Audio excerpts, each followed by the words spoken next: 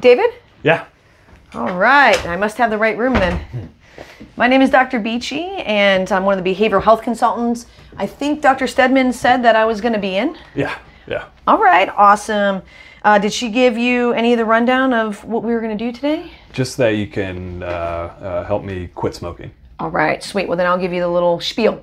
So again, my name is Dr. Beachy. I'm a licensed psychologist by trade, but I work as part of the medical team. And I've actually worked here for going on 10 years now. Yeah, and have helped lots of people quit smoking. So part of my job is to be on the medical team and help people to be the healthiest, best version of themselves. And that's what I came in for today. So what we'll do, and I will make it easy for you, is I'm going to ask you some questions, get to know you and your situation, and then based on how you answer them, we'll come up with a plan that works for you. And then some folks get all the help they need out of one visit, and some folks come back for a few more follow-up visits. And then whatever plan we come up with, I will chart directly into your medical record, and then we'll let Dr. Stedman know what our plan is. Okay. All right. Awesome. Question number 1, living situation. Who all is in the home right now? My wife and our 3 kids. All right. Okay, so as far as your wife goes, do you know how long y'all have been together approximately? 37, it's almost 20 years, 18 years. Okay. Yeah. So you're 37 right now, and so then you guys got together when you were about 21? I think or did I do my math wrong? 19. I was 19 when, yeah. My bad. I did my math wrong. Okay, so 19 years old. And then when did y'all get married? We got married when I was 23. All right. So how long was that? It's 14 years? Yeah. Yes. I don't know if we should ask me on my math. All right. So, but we got that worked out. So you've been married for 14 years, but y'all have been together for basically more than half of your life. Yeah. Would you say that she's a support for you, or how would you say the relationship's going right now? Good. Yeah, no, definitely a support for me. Yeah, without question. You know, she stays home and takes care of the kids. She works a little bit, but largely takes care of the kids. So good support. Yeah, relationship, we're just busy. You know, yeah. I have 3 kids, and I work a lot, and you know, like I said, she works a little bit, but yeah, overall going okay. All right. And then you mentioned work. Where are you working right now? So I'm a truck driver. Oh, wow. Yeah. And it's part of the reason that just is really stressful. I'm, you know, kind of in the process of buying or helping my dad get out of his bankruptcy. He owns a trucking business, so I'm trying to help him take over that. And it's just really stressful right now. Oh my. Yeah, it sounds like a lot. Now, are you do you have like a day job, like a company that you drive for, or are you working all for your dad right now? So I used to have it that I was an owner operator, that I would do my own hauls and stuff, and now over the past I'd say, I don't know, year or two, my dad's business has really just not done well, so I've been hauling for them, but now kind of more like, oh my gosh, it's a big thing. Well, that sounds definitely like a big thing. And just to go back real quick to, you know, you mentioned your kids. How old are they? They are 10, 7, and 5. All right. 10, 7, and 5. All right. So we'll do some math on here. So the one was born in 2013? Yes. And then 2016. And then the 5-year-old. It might have been... yeah, that's fine. Yeah. Okay. Yeah. 2013, 2016, and then the 5-year-old in 2018. Yes. All right. And then boy, girls? All boys. All boys. Oh my gosh. That sounds like that we could definitely get rowdy. A 10, 7, and 5-year-old boys. Yeah, I mean, it's not bad though. I enjoy them. My wife does a good job. I wish I was home more, especially over the past year or two, and that's put some strain on my wife and my relationship, because she wants me to be home more with the kids, and I do too. I love being around them, and it just just going through this transition right now. Yes, definitely. And then, is there anybody else in your family that you would say is like part of your inner circle, like key people that you think of? Yeah, we both come. My wife and I, we're pretty close with our families. I would say, probably over the past like 3 or 4 years, I've become more closer with her family. Okay. Close with in-laws, got it. Yeah, her sister's husband, so my brother-in-law, I'm pretty close with him. Okay. And I'm close with her parents as well. I have 2 sisters, one older, one younger. My younger sister, she works for my dad, so we have a pretty good relationship. My older sister is always just drama and stuff that's annoying with them. And my dad, has always been kind of a difficult relationship, just for a number, I don't want to get into it, just for a number of different reasons. And over the past year or 2 has been much more of a struggle. I'm close with my mom, and I see her regularly, but yeah. Okay. And I should have asked you this a couple of questions ago. Does your wife smoke cigarettes? No, okay. She quit. And she's probably quit for a couple years now, and she's getting on me about quitting. And not saying Dr. Stedman's getting on me about quitting, but Stedman keeps bringing it up too. And I want to quit. I want to quit. I don't like smoking. But. Right. Okay, I'll make a couple notes on that. Not really liking it right now, and you want to quit. All right. Wants to quit. Got it. Okay, so as far as family go, we've gone over that a little bit, and then you mentioned that your brother-in-law, that you're close with him, so I'm assuming you kind of consider him a friend. Yeah. Any other friends that are outside of the family that you're close with? Yeah, definitely a few couples, friends. With our kids, it's now become more hanging out with some of the people who have kids at the same age, and then some church friends. Okay. So we see people at church and see people at like my oldest sporting events, and the 7-year-old is getting more into sports as well, so hanging out with some of their friends' parents. But it is largely family, I would say, largely close with family. Gotcha.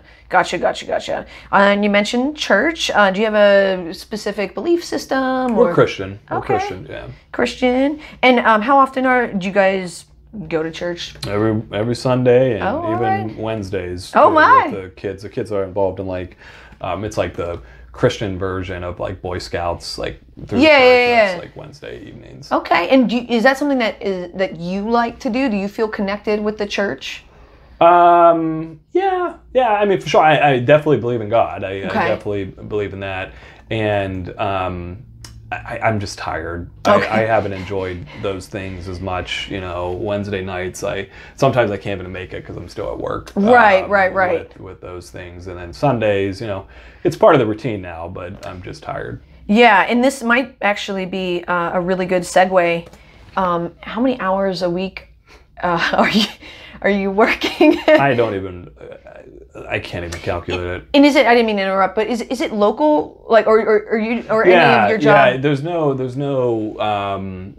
states that we might go to would be like down to Oregon or something. It wouldn't be like really far, or no overnight hauls. And I'm not even driving as much anymore because of doing the stuff like for the business. Right. So you're a little bit more on the administrative side now of things. Yeah, okay. Yeah. Okay. So how many hours are you putting in a week if you had to make a rough estimate?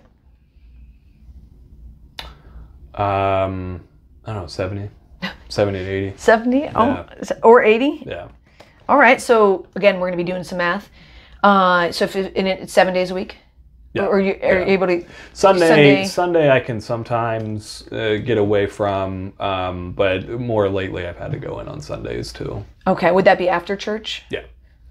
Yeah. So I'm assuming the whole time that you're at church and being with the kids, your mind is just kind of thinking about all the things that you have to do. It's everything. I mean, it's not even at church. It's like, when I'm spending time with the boys, when I'm at their sporting events, when it's everything. Like, it's just constantly. And the thing that, and again, I don't want to get into it, but the thing that just is like more is just like the way my dad's being and stuff. It just, I don't know. it just, yeah, well, it's that's always on my mind. A hugely added thing, you know, I mean, as you know, involving family with business in any way, shape, or form is just, you know, it could be really hard on the person. And it sounds like I can tell, you know, that you care a lot about your dad, but maybe he's not making the best decisions. Is that fair to say? Oh, he doesn't make good decisions at all. And that's why we're in this place. You know, I never wanted to really work for him, or that was always kind of an intention. I always loved driving. I loved driving trucks and stuff, but I never wanted to work for him. And now he's in such a bad spot. Like, there's no option that I have to step in and do this. And it just, yeah. And this, you know, kind of feeling like there's no option. Do you feel like there really isn't another like, is this the only option that we have, or like, would it be possible to not get your dad out of this situation? No. Okay. Not at all. No. Yeah. I have to do it. Yeah. And then that's, you know, loyalties and roots that running deep within the family. Yeah, I mean, my mom's, you know, again, I love my mom, but she's putting pressure on me as well to get everybody out of this. And again, my sister works for my dad, so what? I'm going to just leave, let this go to hell, and my sister's out of a job, and on top of my dad. Yeah, so it's not just your dad that's affected in this situation. A lot of people are, and I know that we were talking about smoking. I swear this is all related. Just one quick question on that. What's your wife think of this situation? Is she in support? No, she hates it. She absolutely doesn't want me to do it. Take on the business with your... Okay. Yeah. So that could be a source of stress between the two of you. Oh, okay. Yeah, absolutely. Yeah. So you're you know, you're a man who's got a lot of competing priorities right now. You have your boys, you have your wife, you have your mom, your sister, your dad, and then your career, and you're trying to juggle all these things at once. Yeah. All right. It's fair. I'm working 70, 80 hours a week. So this is probably going to be a dumb question. You've already said that you go to your kids' sporting events and you do a few things with the church. Mm-hmm. I can't imagine that there'd be any time for anything else outside of that. Anything that you're doing for yourself, or hobbies or interests? In the summers, I help out. There's a local racetrack in Yakima that I help kind of run. I love that. That's fun. It's additional work, but I enjoy it. Right. And I like mowing grass. Okay. That's a summer thing that I enjoy doing. That counts. Yeah. Anything counts when it comes to finding time for yourself. I'm going to switch gears on you a little bit and ask some substances. So coffee, teas, anything with caffeine, soda, energy drinks. Okay. Sure. What are we drinking? Coffee? Coffee and pop. Okay. Usually, man, I don't know. All day? Cup of... Oh, for sure. Yeah, the coffees in the morning. I don't even know how much I drink. It's not a pot, but it definitely is a lot. Then I switch to Pepsi in the afternoon. Okay, gotcha. And then any alcohol? No. Okay. No, my dad drank. No. All right, and that's something that it sounds like it's intentional. That's something you don't do. Okay. Yeah. And I mean, in high school and stuff, I dabbled and stuff, but yeah. It's never been a problem for you where it's not since high school. Not since high school. Yeah. Okay. And then once in high school, you decided that wasn't what you wanted to do, or? Yeah, I was probably meeting my wife. Yeah. Oh, okay. Yeah. Okay. Yeah. She helped get you on the right path. Right. Okay. Yeah. Kind of an ultimatum about that. Yeah. Oh, all right. Yeah. All right. A good one. Right. And then any marijuana right now? No. Okay. No. And then would marijuana be a similar category, maybe a little bit in high school, but not much? Yeah. Or not much beyond high school? Right. Okay. Right. Only in high school. All right. Any other substances? Okay. No other substances. Besides the tobacco. Right. Yes. I did not forget about that. We will get to that. Promise. A couple more questions. Some of these questions are probably dumb at this point, but physical activity wise, I can't imagine based on your schedule that there's much time for exercise. No, and I've put on weight. I am very active at work. Like, okay. I'm helping a lot around like the shop, and at work. And I'm on my feet a lot. Which I guess is a good thing about not driving, because when you're driving, you don't get any physical activity. Right. You're just driving the entire time. So I guess that's a benefit. My kids are involved in sports, so when I have time, I try to play with them. All right. If it's like throwing the football or basketball or stuff like that. Okay. So they play football and basketball? Those are the main ones? All right. Baseball. Football, basketball, baseball. Okay. And then as far as sleep goes, again, mathematically speaking, you're only getting a few hours a night, I would imagine. Yeah, I get home usually around 6 or 7. Okay. And eat, and then usually go to bed. So I actually pass out like pretty quickly. Okay. I will say, definitely over the past couple of weeks, I had a tough time falling asleep just because I'm thinking about everything that's going on. Right. And then I usually get up around like 4. If I didn't have my coffee or my soda or my pop, I wouldn't be. And I would also say if I didn't have my cigarettes, I think that's another thing. Like, everybody's telling me to quit. It's like one of the things. Like every time I have a cigarette, like I get, I don't know, like energy. Right. Like you feel like you can focus and do you smoke cigarettes alongside of like drinking the coffee? You kind of have both, or? Yeah, I never. Yeah, for sure. Yeah. All right. I don't know if I do that intentionally, but they definitely. That's kind of how it shakes out. Yeah. Okay. And then you're getting the meal at night, and then I'm assuming just kind of grazing all day, picking up what you can, or. Yeah. You mentioned weight gain is. I know. I'll stop because I'm trying to like get the morale, helping at like the office. So I'll pick up donuts for people and. I'll usually have a couple and maybe like we eat lunch, but it's usually like pizza or things like that. Something convenient. Something you can eat while you're walking and Gotcha. All right. So this puts us all in the context with regards to your smoking. How many cigarettes are we at a day? So I'm less than a pack. Okay. I wouldn't say half a pack, but. Maybe like 15, like 3/4. Is that what that would be? Pack? Yeah. Yeah, it's probably 3/4 of a pack. Okay, so like. About 15 cigarettes per day. Yeah. So you can go through in a week. That would be like 4 or 5 packs. Does that sound about Sounds right? Right. Yeah. Okay. Yeah. All right. And then how long have you been at about that 15 a day? It's been recent because I had an appointment with Stedman like a month ago, and this is a follow up for that. And she kind of again she was nice about it, but she said some things. My blood pressure has been high. As well. Okay. And I saw that in your chart. Yeah, so I've tried to start cutting back from there. So, but I've smoked a pack since high school. Oh, so going down 15, you're down to 15. Yeah. Okay, so you're at 1 pack per day since high school. Yeah. Okay, and then do you remember how old you were when you started smoking? Oh, jeez. First cigarette. First cigarette is probably. Yeah, again, young, but you grew up around a bunch of truck drivers. Everybody smokes, so I would, I don't know, 14, 15. Okay. I probably started smoking regularly when I was 18. All right. So had kind of dabbled with it 13, 14, and then really got to the point where like, okay, I smoke on a regular basis at 18, and kind of 1 pack for, I guess that's close to 20 years, and then over the last year or so, that's when you noticed that the blood pressure was high. Stedman kind of had brought it up. Mm-hmm. I'm assuming I think you said your wife quit.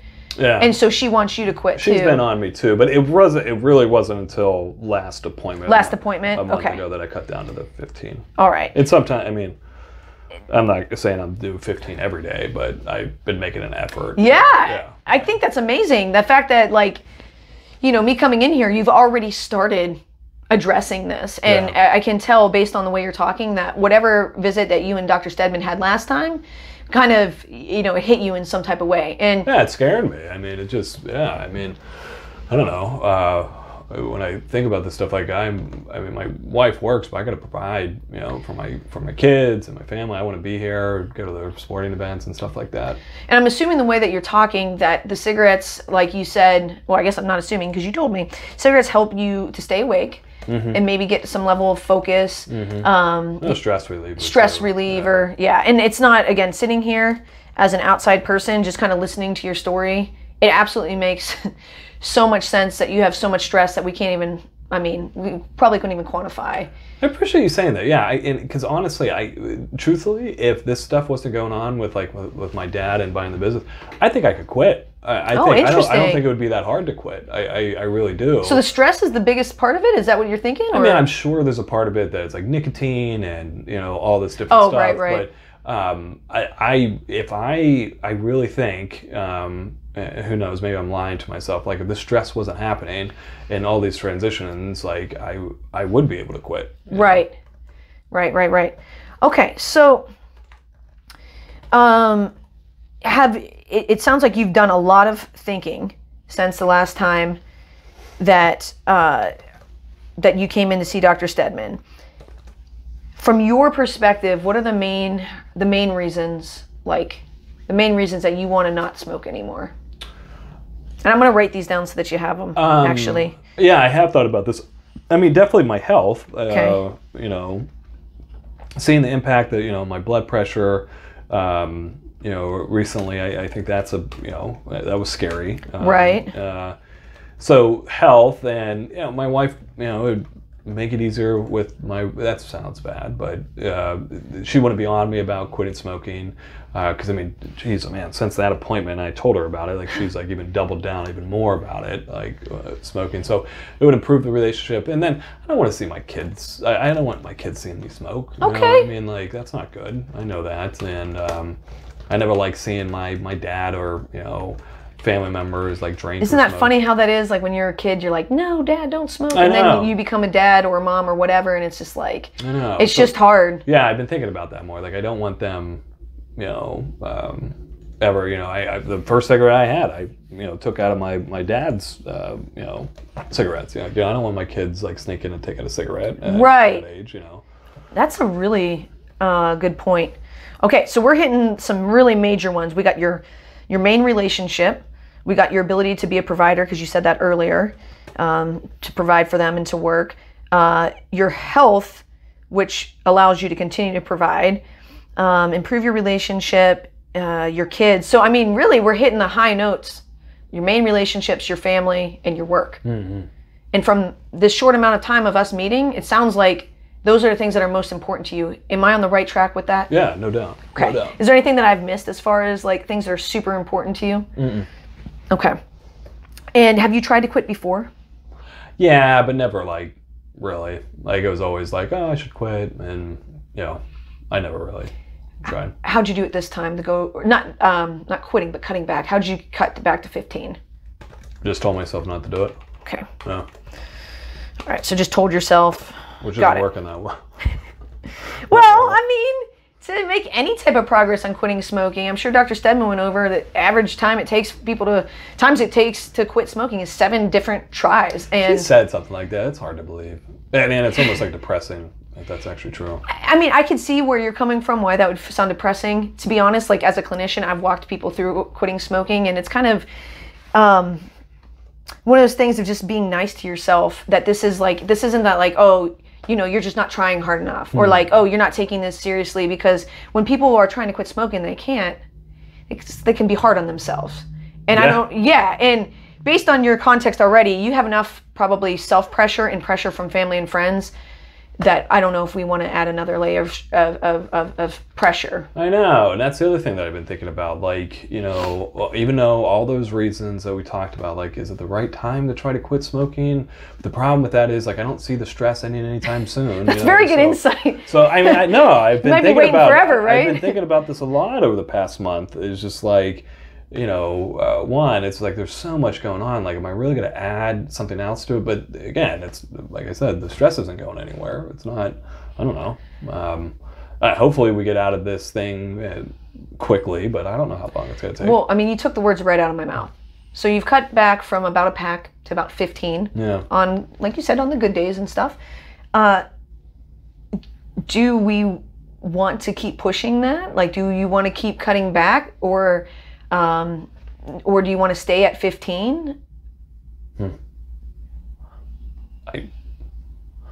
I don't know. I never thought of that. I just always like assume. I mean, shouldn't I quit completely though? I mean, shouldn't I? Like, as in, be like, you go from 20 to 15 and then be done? Well, I mean, the best thing is to not smoke. Oh, right.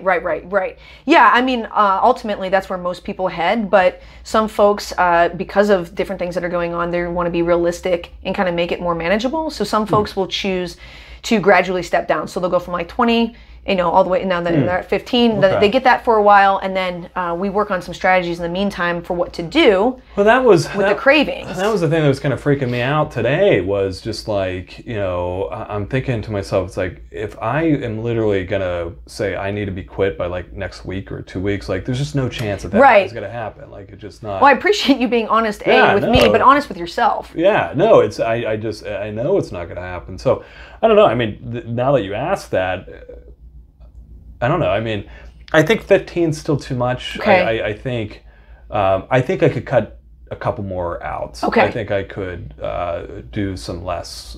12? Yeah, what's interesting too is like when I think about this, like when do I smoke? And I think the thing that I've been doing well at is I stopped smoking in my truck. Okay. I'm right.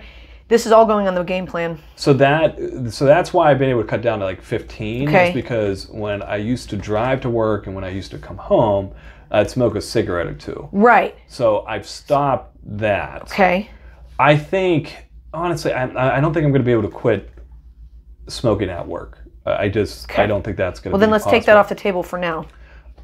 I think I could maybe not smoke at home.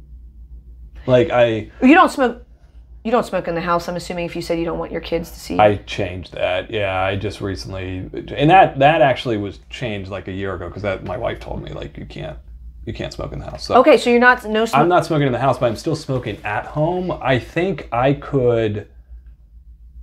I was thinking about that. I think I could take that away too. Okay. I think. No smoking in the house or at the house. Yeah, so no smoking at the house. Because I usually smoke like, I'll get up and go outside and smoke. I think I could do away with that one. And I usually, when I come home after dinner, I'll go outside and I'll smoke a cigarette or two. I think I can stop that. Okay. I think I need to smoke there. Okay, so these cigarettes are going to be mostly at work. Well. Yeah, and maybe I could just keep the pack. If I just keep a pack of cigarettes at work. Oh. Yeah.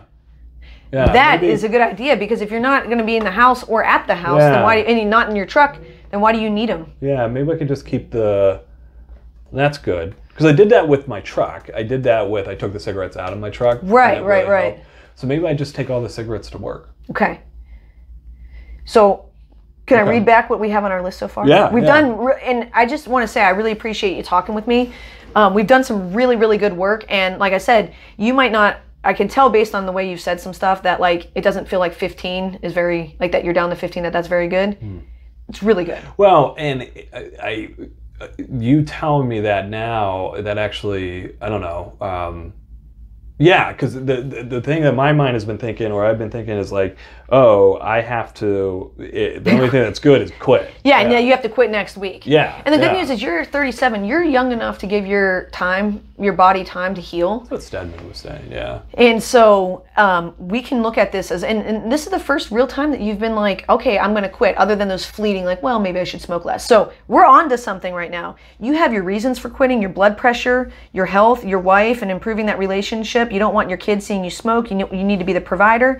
You've already cut back to 15. You've come up with the plan, and this is, again, all written out for you, and I'll make sure that we print it.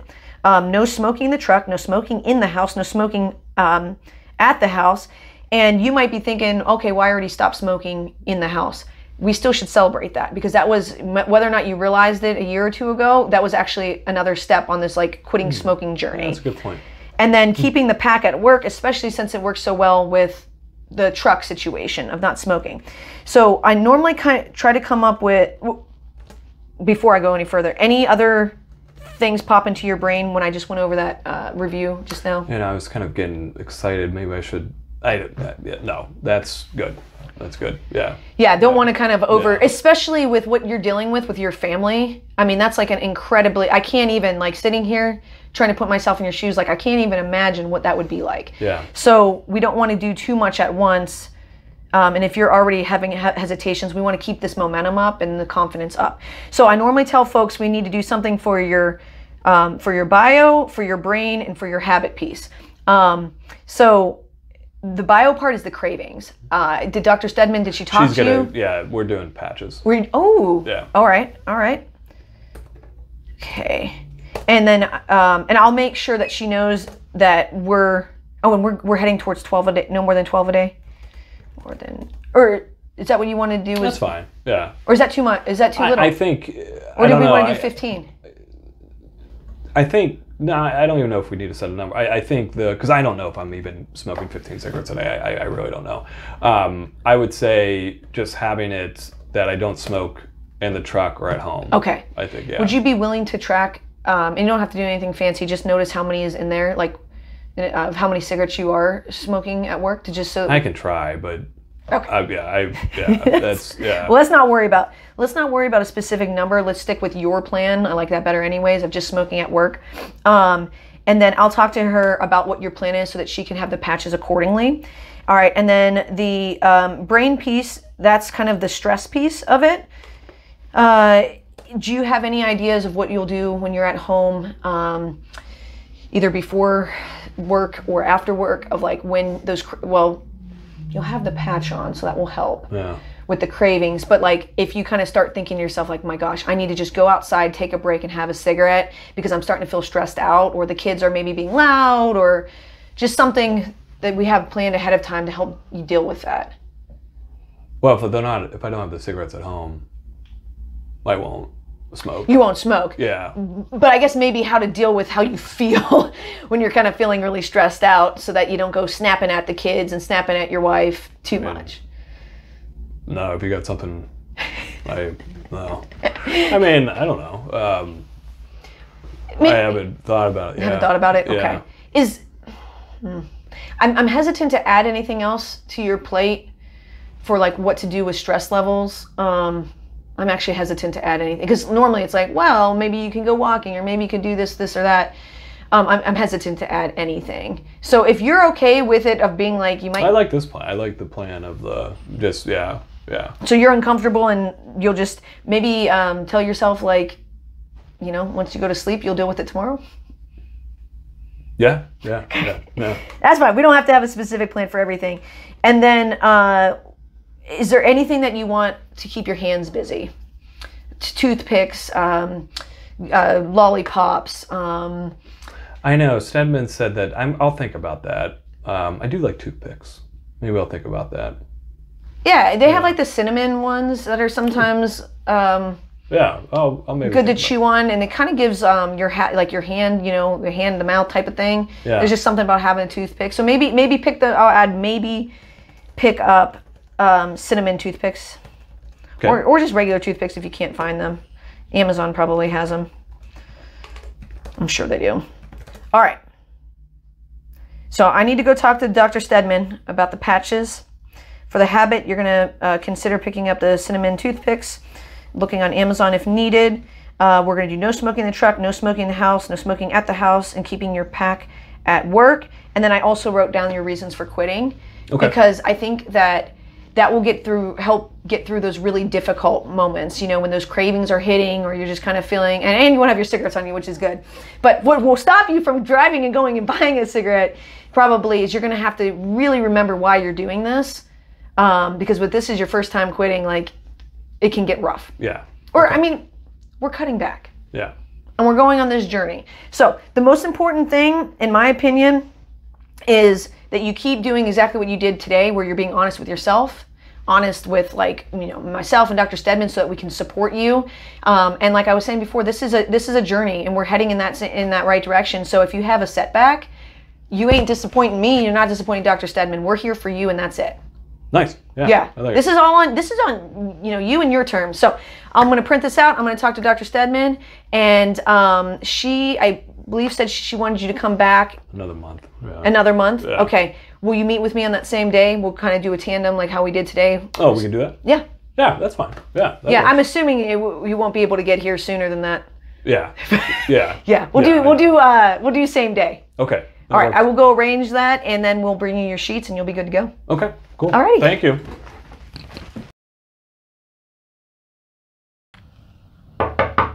David? Yeah. Hey. Hey. Seeing you first. Yeah, yes. Yeah, we worked at, the way the schedule fell, we figured it'd make the most sense to go ahead and get started so that we wouldn't keep you here because we know that you're a busy man. And then, yes, and then whatever we come up with, and, you know, when I'll check in on see how you did on the plan and whatnot, we'll make sure that Dr. Stedman knows. Okay. Yeah, so we'll relay that information to her. So yeah, last time we talked about a lot of stuff. Thanks so much for talking with me. I know that you had a lot going on and you were making some really good decisions for yourself. I kind of was beating myself up a little bit last time because I felt like maybe I was like throwing too many things at you. I've tried this and try that, and so I just wanted to. That was just kind of on my mind from last time. So I was just really wondering how our plan went. Yeah, and I appreciate you saying that, because the one thing I was thinking about wanting to talk, I wasn't really into talking about it last time, but after our visit, I was thinking about it more and more, is that I would like, if we have time, to be able to, get some advice about how to manage like stress, like how to deal with like the stress and stuff that's coming up. Again, I really didn't want to talk about it last time, but I went home, I told my wife about the visit and the different goals and stuff. And she's like, oh, maybe you should talk to them about some stress and stuff. So if we have time, I wouldn't maybe like to talk about that. Yeah, that's literally no problem. And I'm so glad that that you were able to think on that and think, okay, yeah, that's something I want to talk about. Because I kind of felt like I was coming at you a little bit too fast with like, oh, and your stress levels, and what are you going to do when you get home? And you're like, I'm just trying to survive here, woman. It probably... I probably needed to talk about it last time. Yeah, but well, we got there. Yeah. We got there. So yeah, the plan, which I thought was an awesome plan, about only smoking while at work and putting at the forefront some of your high priorities, like being healthy and being able to stay the provider, being a good role model for your kids, and your connection with your wife. That was, what we had talked about. Yeah, how'd it go? Went great. Went awesome. Yeah. So so not only was I able to, I'm really excited about telling you guys this. I'm sure Stedman would be happy. But I not only am I not smoking in the truck, which I wasn't doing last time, not smoking at home. I also, even at work, limited to where I'm smoking at work at too. So. It's gone great. It's gotten really, really good. And folks at work are supportive or okay with? Yeah. I was thinking about this because I've actually talked to a couple of the guys at work, and it's funny. Like everybody you talk to that smokes, like everybody's always like, "Man, I wish I could quit," and stuff. So I talked to a few of them, and we smoked together in this one spot in the building, and they are like kind of like thinking about trying to quit too. So it's everybody's being really supportive, and the place that I'm smoking at is again like the social place that everybody smokes at. So everybody's like, it's not like I had to like give up that social time with them, but yeah. And you feel like, I'm assuming that you've been smoking even less than what you had originally we had talked about, because I'm just so busy. I was thinking like maybe I should track this. I can't, but. When I was driving in today, I was trying to do the math. I would say for the past few weeks, maybe even like 3 weeks, I'd say a pack is lasting me.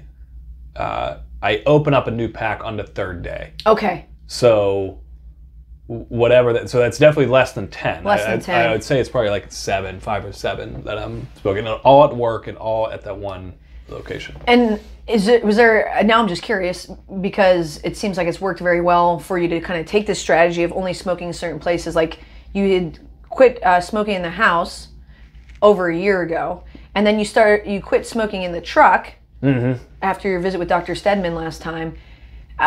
What made you only smoke in one area? I don't know. I think I was thinking about that too. I do think one of the things that was really helpful last time was you kind of, I forget the words that you said, but you were like,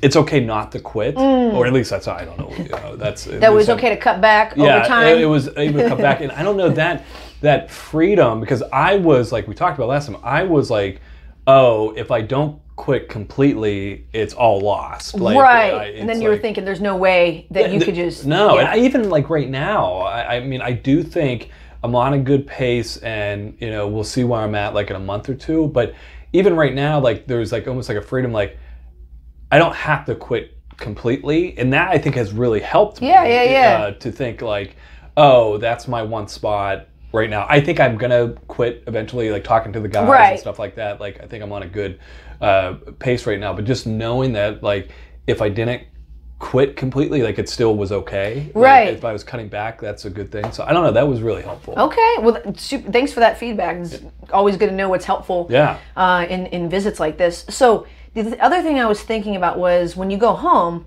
I don't know, did your wife or kids notice anything different? Like, or I guess... I mean, my wife was ecstatic. I mean, she was so excited after when I came home. I told her like the goal and stuff. Like she was so happy. So that's definitely been good for our relationship. And what's cool about the kids, now that you asked that, is that, you know, when I would smoke outside, I didn't want to be around my kids or have my kids see me smoking. So I was never with them. And so now... when they're doing things outside, like if they're doing, like we got some snow, like if they're building like a snowman and stuff, usually that might be a time that I would smoke a cigarette because I'm outside. Now I'm not, I'm playing with them more. Oh, wow. So that's been really cool too. That's oh my gosh. Great. Yeah. Well, and you've done okay with like just kind of feeling antsy or whatever with the cravings or... And the patches have been helping. Patches have been helpful. The patches have been like really helpful. That's, speaking of which, I was wondering about that. So, the patches like do a really good job just like throughout the day. Yeah. Like, I don't feel as antsy, but there's still some times like I get like, there's not like a, I don't even know what the word would be. Like a breakthrough craving?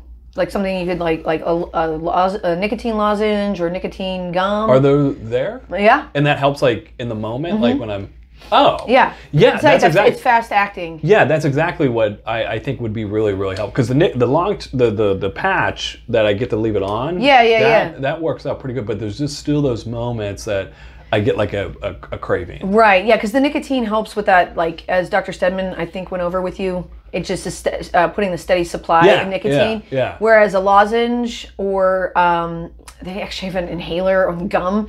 That's something. Lozenge would be pretty good. Yeah. So when there's a breakthrough, like a breakthrough craving, then it's instant. Oh, okay. Yeah, and that can kind of get you through. I'm actually surprised we didn't think about that last time. So our bad on that. I didn't think about it either. To help kind of get through when you get home from work. Okay. Oh, that would be great. Yeah. Okay. I think I'd like the lozenges. And then I'll talk to Dr. Stedman as well about those patches.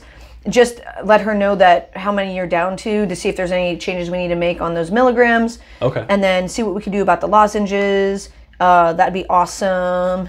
And then do we want to stick where we are with regards to like smoking the one place only at work and trying to keep it at... I think so. I think, I don't know. Who knows? Who knows what's going to happen? I think like in a month or two, I might be down to like 1 or 2 a day. Just the way the guys are talking at work, and things are improving at work too, so there's less stress going on there. Still stress with my dad, but that's what I wanted to kind of talk a little bit about. But so I think staying just on this plan right now, and then maybe the gum that or the lozenges, I think that might be, maybe that will kick me over, but I'm okay just keeping with the goal if that's okay. Okay. This is your plan. It's always your plan and whatnot. And last time I think you said you didn't want to put a specific number on them just because you didn't want it with the tracking. It's tough to count. So do we want to we don't want to put a specific number on this, right? Or you don't have to. No, I would rather not. I just know myself, I'm not going to count If this is working for you and you already notice that like 3 days go by and that's 1 pack, I mean, we can do the math from there. Yeah. And if you know, some people, it just helps them. They have like a specific number they don't want. Stress me out. Okay. Yeah. Everyone is different, so if you know yourself in that way that it will cause additional stress, then we'll just and your plan is working the way it's working. You know, we always say there's no need. Like if it ain't broke, don't fix it. Yeah. Type of deal. Okay, so we went over what our plan was, and now we're gonna roll over the same plan that you just were able to come up with. You said that some of the stress stuff was kind of. So So it's just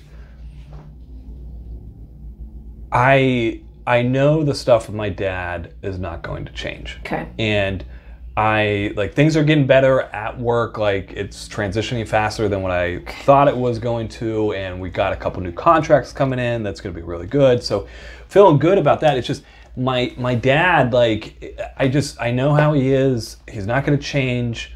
And you know, all these people, like everybody, like I don't know what the word is they use. Like, it's like oh, set boundaries, or you know, cut them off, or don't talk to them and stuff like that. It's like I'm not going to do that. And I can't stand when people tell me to do that. So it's kind of like, this is going to be the way it is. I got to figure out a way though. Like I can't keep taking this stuff like home with me, because I'm not, I don't know, like when I think about it, like we talked about last time, I'm not there with my kids. Right. Like even though I'm there, like I'm not at church. Yeah, you know, you're there, but you're not there. Yeah, yeah. And so it's like, is there anything I can do to try to improve that? Knowing that, like, I'm sure the response that everybody tells you is like, oh, well, you need to deal with your dad. I'm not doing that. Like, that's not going to happen. So what else can I do to help? Right. That's what my wife said to, like, talk about, too. Oh, okay. And you said that as far as your dad's concerned, he's acted very similarly his entire life for as long as Completely. you've been alive Yeah. and know him. Yeah. Yeah. So that's not going anywhere. No. And like you said last time, it is not an option to not do this. That would leave your mom high and dry, your sister high and dry. Right. And despite your differences with your dad, this is something that yeah. Okay. So knowing that, and I'm assuming as a businessman, as a person, you know, you got a wife and 3 kids. If there was something that you can do to change your dad or have him act differently, you would have figured that out by now. Exactly. Thank you for saying that, because again, everybody becomes an expert and like telling me what to do and how to approach it. Like I've tried. Right. Like it's not going to happen. Right. So we already know, and it's cliche, but I guess it's cliche for a reason, that we can't change somebody else's behavior, even though we all try a lot. Yeah. So that isn't changing. So we always have to ask ourselves, is like, is this something we, you know, is bucket wise, is this go into the fix it bucket, or is this fall into the it is what it is and now I got to cope with it bucket? So clearly we're in the is what it is, cope with it bucket. Right. Okay. So I did have a few ideas, but in light of everybody giving you lots of suggestions, I didn't want to just start chucking them at you. Is it okay to make a suggestion? Oh, for sure. Yeah. Okay. No, Okay. that's what that's what I want your suggestions. Yeah. And you're a busy guy, so we also have to take that into account, that we don't want to just have another thing that you have to do. Yeah. So what I'm thinking was something that struck me about what you said last time a couple of times, and then even just now, I'm saying that, like, okay, with like church, like I pictured when you're going to church on Sundays and you get the whole family, and then you're just thinking about like what kind of fresh hell you're going to be walking into after whatever you do, activities you do with your family. They all get to go home and you're going back to work. So the whole time you're at church and supposed to be with your family, you're at work already, right? Right. Okay. Yeah. And then those Wednesdays, the same thing. And I think you said, I can't even remember now, but that when you come home, even you're carrying it. Always. Yeah, always. So you're thinking about, okay, and you're working 70, 80 hours a week. Okay, so you're giving them 70 to 80 hours a week of your life work, right? Yeah. And then it's coming, it's carrying around everywhere. So what I'm thinking is, maybe there's a way that when you're at home, and when you're at work, some type of cue or some type of signal to almost like snap you out of it, of like, okay, I'm home now. The work has been done. I've already put my 70 hours in. Like, time to shift gears. And as a businessman, I'm assuming you have to shift gears all of the time. Yeah. So when you're talking, that just popped into my mind of like, man. So what would it look like? What would I... It can look like so many different things. My brain was going to something about like coming home, especially because you're not smoking outside anymore. So like once you're home, you're kind of like home. So it kind of almost like signifies like, all right, we're done with work. We're in family man mode, or whatever you want to call it. And I'm assuming the kids are 10, 7, and 5. Are they still like, I don't know, running to you at the front door? Always. Yeah, they almost like knock me over sometimes. Yeah, it's a problem sometimes. Yeah. Yeah, with the three boys doing that. And then, is your wife there? You said that she largely stays home with them? Yeah. Okay. Does she like greet you or Yeah, something? for sure. Okay. Yeah, everybody, it's like the same thing. Every night I come up like the side of the house and come in and everybody like comes to me and Oh, that's kind of a sweet moment. Yeah. It would be nice if it lasted. Yeah. Yeah, and so I guess that's where we are, is like maybe that moment can't last the entire night, like with that level of excitement, but maybe something to signal like, I'm home. This is family mode now. And so, yeah, it could come with, what went to my mind, but every person is different, so you're going to have to like tell me if it's dumb or not. To me, there's something symbolic about like going in the front door, and then also with the little kids, how they jump on you. Yeah. There's something about physical touch, and maybe like the hug from your wife, the kids, you know, like hugging your leg or being dad, you know, all excited, and I'm like kind of picturing this whole thing. There's something about the physical touch that can get a person into a different mode. And then there is also something like about like opening a door, like you're going into, like you're transitioning to a different part. But that's where my brain goes. I don't know. So what? Like, I know, because as you said, that happens every night. I don't know how often I even notice that it is happening, though. I know, it's amazing that you even, some people are 70 years old and don't even, you know, so what would it be? that. Just, I mean, how, I guess maybe the problem that I'm having with it is like, yeah, but how do I remember to be there? You know what I mean? Like, how do I, Well, this could be a risk, because I don't know if this would add more stress, but it sounds like you and your wife are a team. Mm-hmm. No doubt. And it sounds like she was super pumped about you quitting and starting quitting smoking, cutting back. Sounds like she was super pumped about that. Yeah. Is that something that you can talk with her about so that she's aware of what you're trying to do? Or heck, even like telling the kids that like dad's going to try to be, you know, play with you guys more when I get home, or like try to be here a little bit more before, because I mean, it's not long before you're eating and passing out, right? Oh, sure. So maybe a way you can let them know to like, that their embrace is like to remind me? Yeah. Probably. Yeah, I think my wife would definitely be on board with that without question. So what would that look like? Like when I come in and they like hug me, like what, they remind me? Or yeah, I mean, I was just kind of thinking that the physical touch of them like hugging on you is like a signal, and that is like, okay, work day is done, family mode is on. Yeah. And so if your wife even said, like, you know, when she gave you a hug, like, all right, it's family mode. Or if you somehow remembered that the kids playing on you is playtime with the kids. That's the thing there. I think when you said my wife telling me that, I think that would work out a lot better, because my kids do that anyway. Like, they hug on me and stuff, but I miss it. Like, I don't. Yeah, because you're in 12-hour workday mode. That happens every night. I don't know how many nights a week, though, I actually know it's happening. Right. Yeah. So really what we're doing is something, you're bringing awareness to something that, like you said, happens all the time. Yeah. And we can like turn it up a notch enough for you to even notice by getting your wife involved. If you don't think that's going to stress you, because I don't, want it to stress you out. No, I don't further. think it would. I don't think it would. I think, so maybe she can come up, hug me, and like say like family mode.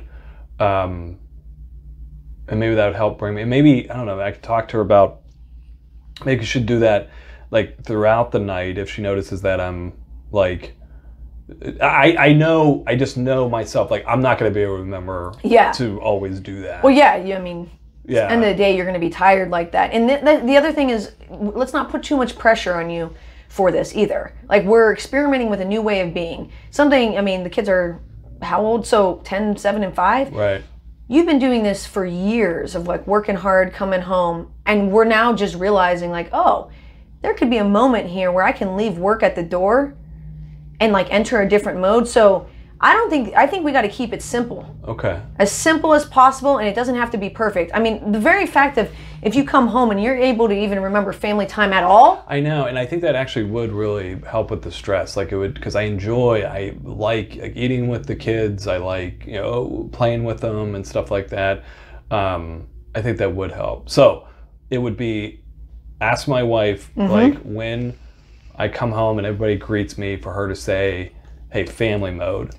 And did you want her to talk to the kids too? Or you and her to talk about maybe something that they can say or do to help remind you? Because I think it'd be good if all 5 of you were on board. Yeah, I like that idea. I'll talk to her about maybe reminding having the kids say something too. Okay. Okay, yeah. All right, so I'm going to put down as the game plan. You're going to talk to your wife, and tell her what you're trying to do. You're trying to, we're not fixing anything, right?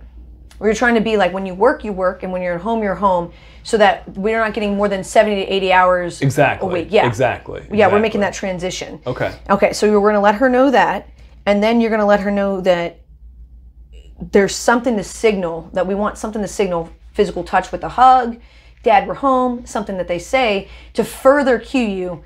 I like family mode. Okay, family mode. And you guys maybe they'll come up with something better.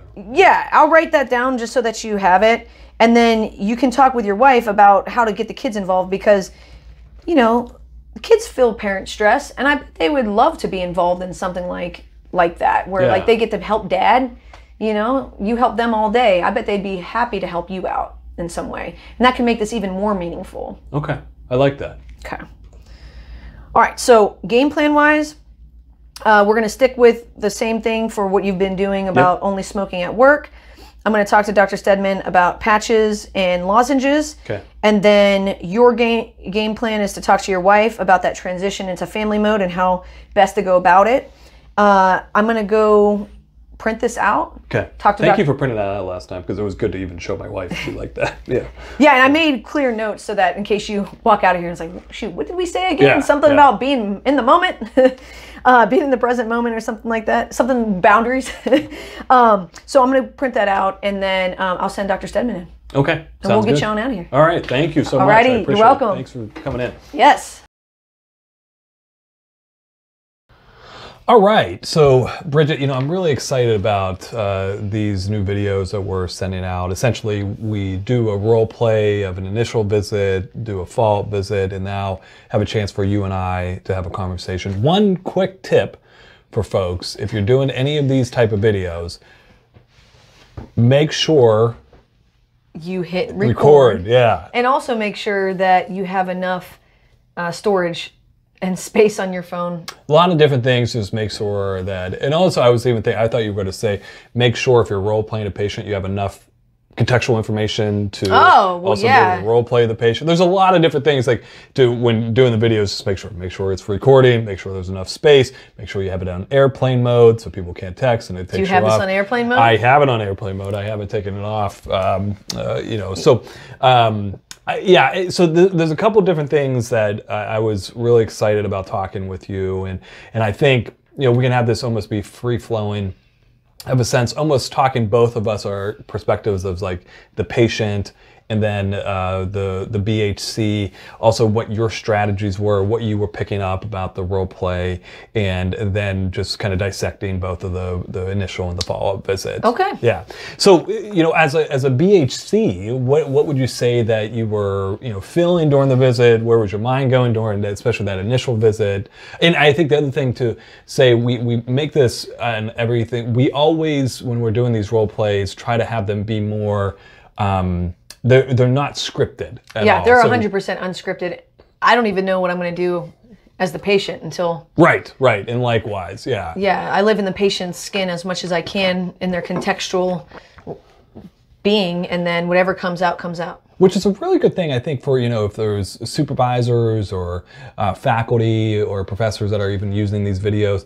I think it's a really good thing when you're doing role plays between students and trainees to have that, not only the BHC, the provider, give their experience, but say what the person role playing the patient was feeling. Like, how are they feeling about it and so forth. So how were you feeling? Where was your mind going as far as being the BHC working with David?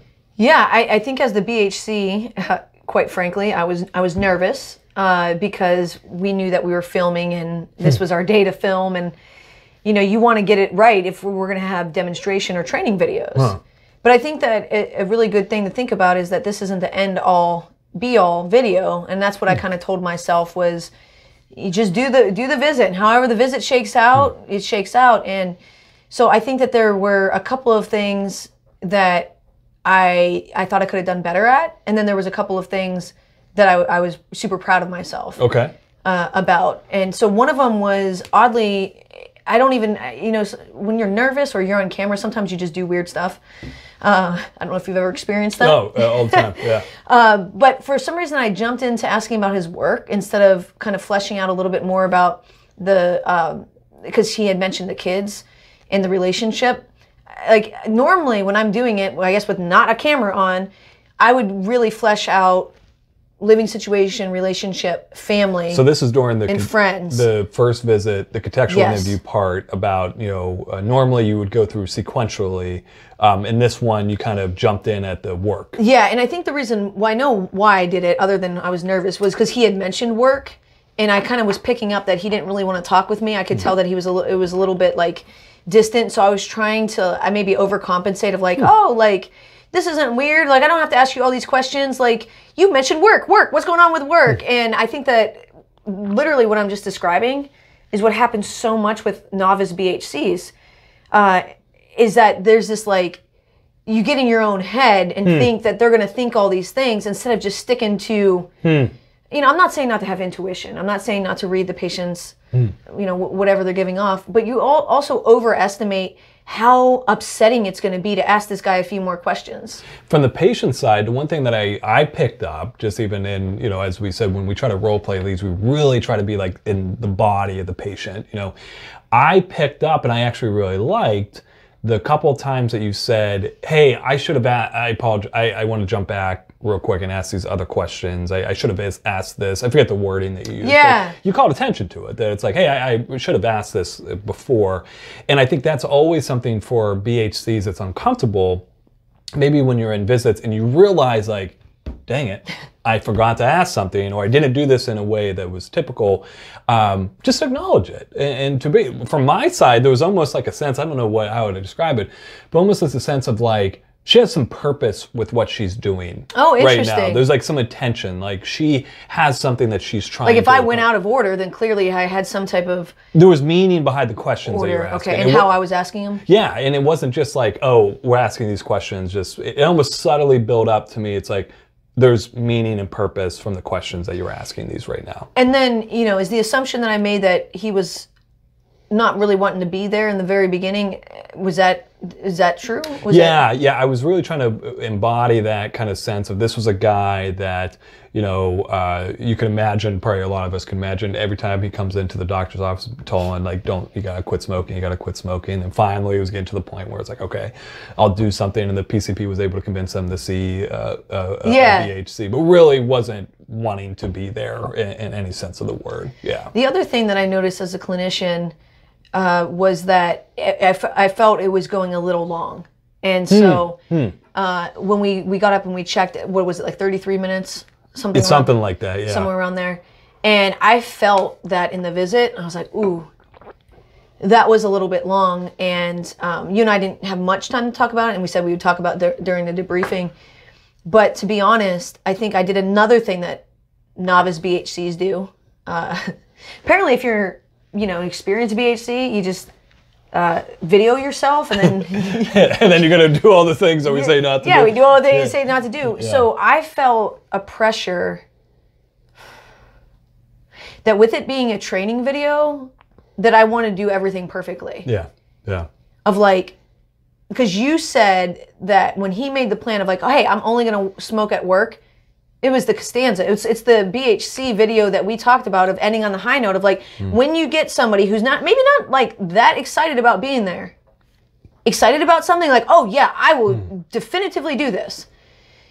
That's a cue to like, just stop there. But I'm thinking, and I did notice that, right? But then I said, well, we want to do the thing. We got to get something for our bio, our habit, and our brain or something. And that's not wrong, but I was thinking, well, we're doing a training video. We're doing a demonstration video. Like, I have to be able to have, because I do think it is really cool when you're able to give something for like somebody's cravings. Each thing. Somebody's for their habits and their stress levels, because those are the most common things. Right. Stress, habits, and cravings are the top reasons that people quit smoking or have difficulty quitting smoking. But I put all kinds of pressure on myself as a clinician that I had to do all of that, and I had to do this all in this one visit. When I don't even think that that was true. And how often do we do that as clinicians? How many videos have we done on less is more, less is more? This is why I'm really glad that we have this video to actually even have this conversation, because you can see how clearly this happened. And it was really great from even my perspective, because I do that all the time, unfortunately, I think with patients. Like, this is what I have to do, and I'm going to continue to do this even though we have a plan.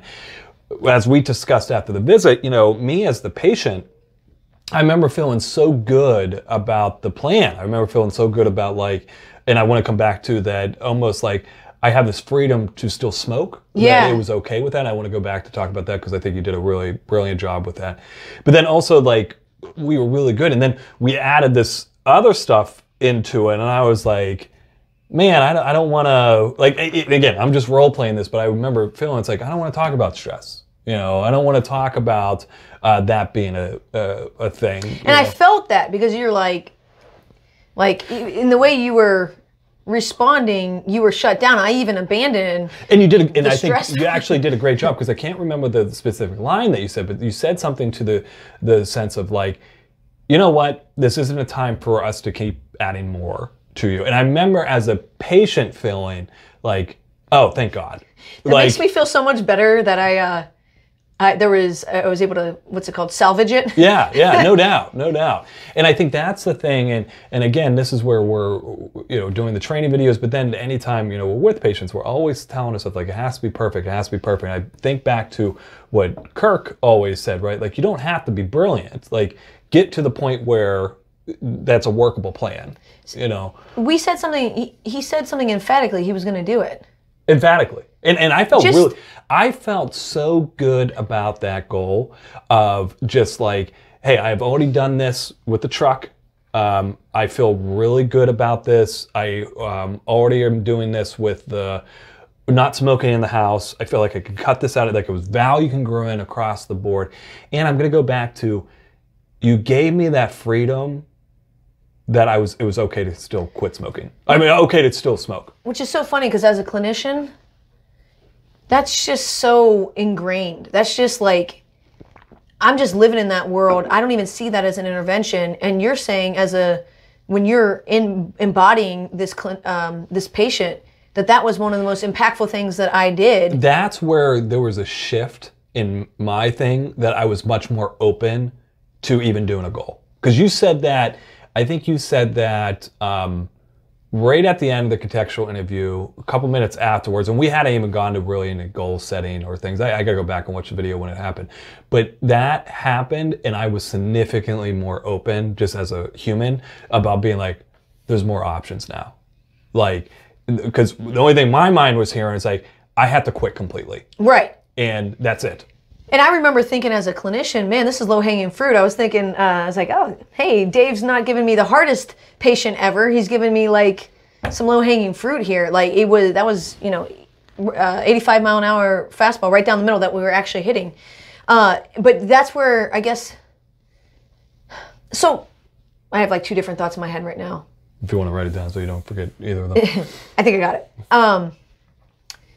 So in the fall visit, you had mentioned that we had talked about that I could tell that at the end of the visit you had disengaged a little bit, and then you re-engaged, so we were all good. You were okay with the cinnamon toothpicks and whatnot. You were like, you were like, oh, okay, no, I can get down with that. So I felt like I had salvaged it. I felt positively as a clinician at the end of that visit. But I did want to make sure that when I saw you again, that I did acknowledge, like, that maybe I was coming at you with too much stuff, and you were like, oh, I appreciate you saying that, but I did think about some of the stress. Do you think that, I guess what I'm saying is, if I would have just stopped right then and there at the cigarettes, maybe we had already addressed the stress earlier in it? Yeah, it's a really good question. Like, essentially it's kind of like, would I, in the follow-up visit, have been open to even bring up the stress if you don't bring that stress up? That's we did talk about it earlier in that visit. I can't even remember now. For sure. And I was at the beginning of the visit, I was like, I don't want to get into that. I don't want to, you know, So it's a good question. It's a good question. And I know we talked about this a little bit after the visit. It's like, it's just like, what's the potential, I don't want to say risk isn't the right word, but the return on investment of bringing that up when it's like, oh, I don't think this guy wants to necessarily bring it up, but this is what the evidence says to do, to come up with these different things. Would I have said that at that? I don't know. I don't know. And what's also interesting, I think, and let's make sure it's recording. Let's just check. Oh my God. Yeah, we'll keep it going. It should be, it's on. Yeah. Yeah, so this is where, you know, for people, we honestly have like, I don't want to make light of PTSD, but we have like PTSD about like these videos not being recorded, so appreciate that. So when you acknowledged that, and I think this is another thing for BHCs that we should do a lot more of, any type of provider, when you acknowledge that you went too far, one of the things I think is really cool is that, one, I felt that, and I was like, oh, that's really neat that you're acknowledging in the way you did. You know what's cool too is that say you were wrong that it didn't. I would have just been like, oh no, that didn't happen, right? So there really isn't like any risk of acknowledging. Like if there was after a visit that you feel like, dang it, I did something I didn't want to do or something, it's like, just acknowledge it. Because if it is something, that's going to open the person up. If it's not, they're just going to be, that's going to still create a bond. You know, I don't know. I think it is interesting what I have said about the stress if we would have just stopped at the high note. Right. I don't know. That's a good question. That's a good question. And even thinking about like that I jumped to the work a little bit sooner, you don't know exactly what I'm asking. That's now I'm all in my own head and thinking that now my rhythm is thrown off. But we have to remember that people don't know exactly how it's supposed to go. So you may have known like, oh man, I did this or I skipped that. So just keep going. You know the other thing that I really like that you did in the follow-up visit? You asked for permission to give advice. Even after I had already said at the beginning of the visit, kind of like I was hoping to get some like suggestions and some advice, that you asked permission. And I think that was really great as well, because that allowed me, I felt more engaged after that. Wow. Yeah, I felt like a more sense of like, oh, this is why I'm here. You know, because it was right after I had just gone on this long thing about like people giving me advice. I don't want it. See how I did that? Yeah, yeah. And that's where I think that's a really good thing for us always to do is like before we give any type of advice, one, make sure to ask, which you did regularly, like, what do you think? What would be helpful for you? And then two, ask like, would it be okay if I gave you some suggestions here? And I know that we got to go because I think we're hitting into the teens right now for our time. But you also, for him being a businessman, him being a father of 3 kids, of him being married since he was, whatever, 19 or something, I felt more comfortable being like, what do you think? Like, it made sense almost to say that. Yeah. Like, I don't know. Because there were times I'm like, man, like, I could just come up with this plan for him, or like I felt a need during the follow-up when we were making the plan about like what we do when the kids come up to like really just be like, well, no, you just do it this way. And like, I don't know, I felt like that sense, but then it's like, I don't even know how to describe it. Like I was there with you when the kids were coming home and I knew that you would come up with something that felt right. You know where my mind's going with that? 2 things, and I hope people maybe can see this because I felt this as a patient. Juxtaposing what happened in the first visit with the second visit. The first visit, you were very much towards the side, what do you think? What are options? What are different things that can be coming up? Almost like, from what I remember, and again, maybe we should have watched the video to make sure that's it, but what I remember feeling was like, it was very much coming from me to give this response.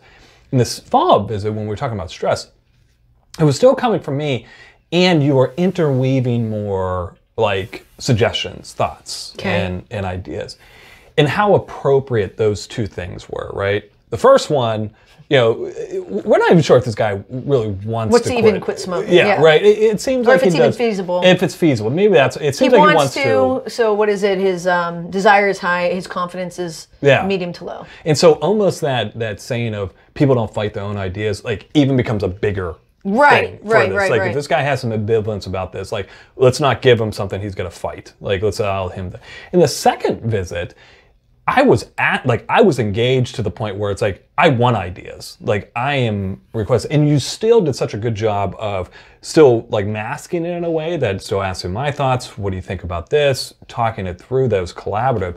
But it's cool to see those two things juxtaposed, where in the first visit, it's like, yeah, there's ambivalence here. We're not sure if this is feasible. We're going to allow this guy to really bring up his plan right now. The second visit, it's like, he seems like he's in the almost like preparation action stage of trying to do something with stress. Let's be a little bit more hands-on with him. That's so funny, because I mean, I guess when we were transitioning to like the intervention, I guess I did bring up the intervention. Yeah. I was the one that said, like, why don't, when you're at work, you're at work, and when you're at home, you're at home, let's maybe work on a transition. So all of that, I guess, was my idea. Now, you said it, I just picked that out. Right. And then posed it back to you, and you were like, yeah, that sounds like a great idea. Because I think you had come to terms with that your dad ain't going to change his behavior. Right. Or, that your character's dad wasn't going to change his behavior. But even then, it's so funny, the different views, because I felt like I was maybe not giving you concrete enough stuff when we were making that final game plan with the kids.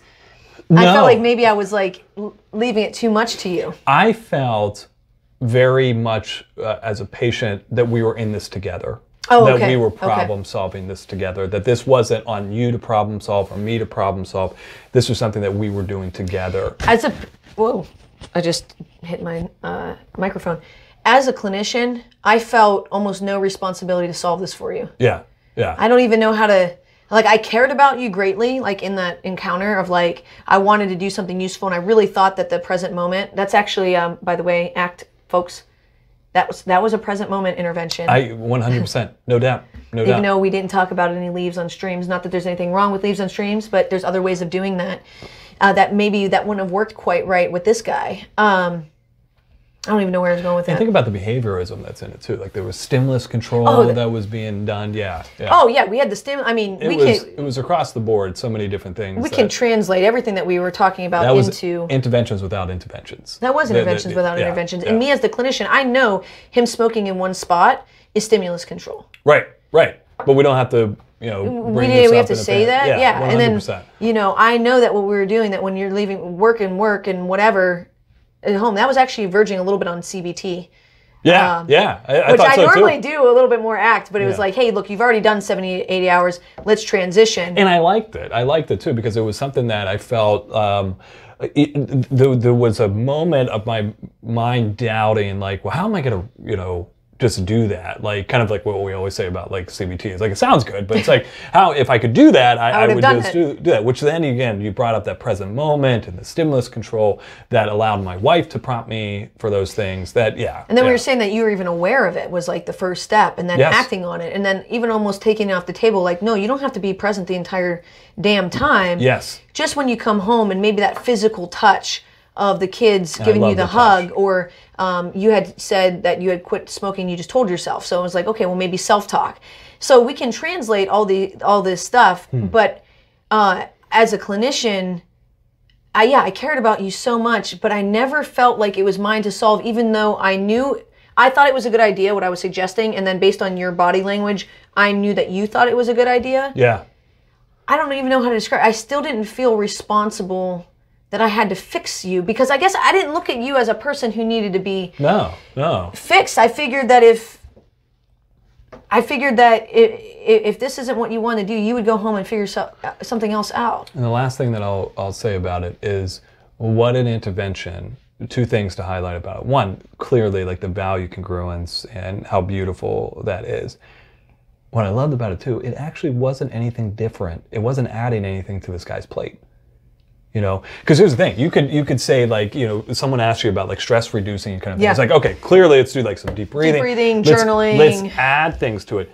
Nothing was added to this. The only thing that was added was having his wife and his kids just prompt him and bring him to the moment. Yeah. That is always occurring. Like I said, it's like that happens every night. I'm not aware of how often though it happens. Like I know it happens every day, but I don't know if I'm there. It's like, what a thing, like, didn't add more, didn't overwhelm. It was something that was feasible, realistic, to bring him to. And that's how you're using the contextual interview information for this. This guy is working 70 plus what are we talking about? Hours per week. If we add something to his plate, it ain't gonna happen. And the other thing I thought you did so great, I could go on for days about this. Clearly, one of the probably best interventions would have been like, bro, like, let's have you stop working 70, 80 hours a week, right? You know what he would say to that? He would probably, if you would have said to me, both things, if you would have said like, hey, we really need to work this out with your dad, or we really need to cut back on your hours, I probably would have been like, okay, left and never came back. You would have said, yeah. Yep, and never came back. And you didn't do that. Even though we know, hey, that's the contextual thing that is probably prompting the things that you're feeling. It wasn't going to change right now. I ain't taking that bait, That's y'all. right. Don't take the bait.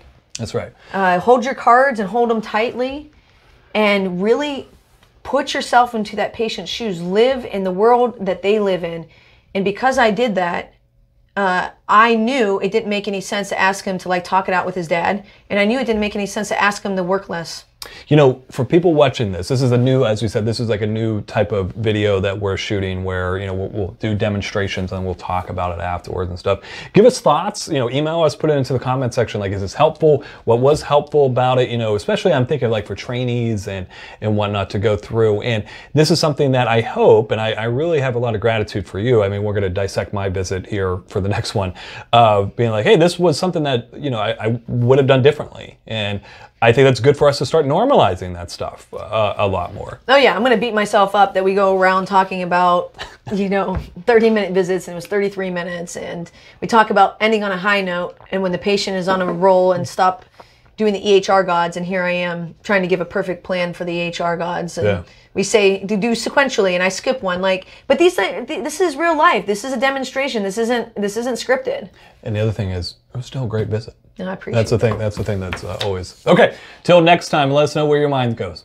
Take care.